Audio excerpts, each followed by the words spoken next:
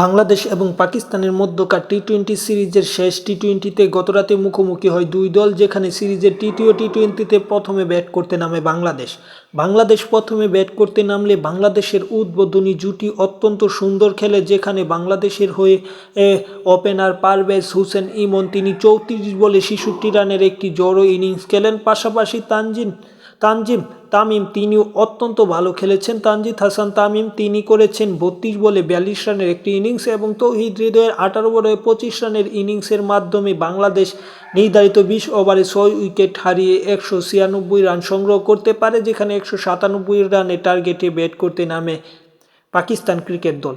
যেখানে পাকিস্তান ব্যাট করতে নামলে এখানেও পাকিস্তানের ওপেনারদের দারুণ ব্যাটিংয়ে ম্যাচটি সহজে জিতে যায়।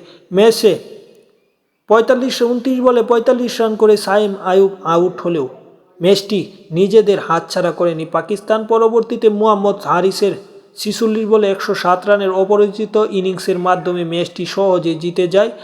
তারা 17.2 ওভারে 197 রান সংগ্রহ করতে পারে 3 উইকেট হারিয়ে।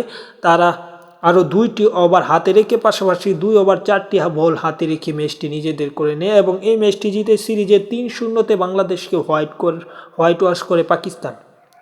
এবং এই হোয়াইট ওয়াশের মাধ্যমে ম্যাচ শেষ হলে এই সেঞ্চুরি 107 রানে অপরাজিত ইনিংস খেলার মাধ্যমে এই প্লেয়ার অফ দ্য ম্যাচ হয়েছে মোহাম্মদ হারিস। এবং মোহাম্মদ হারিস শুধু প্লেয়ার অফ দ্য ম্যাচ না, প্লেয়ার অফ দ্য টুর্নামেন্ট বলতে প্লেয়ার অফ দ্য সিরিজের পুরস্কারটাও পেয়েছে।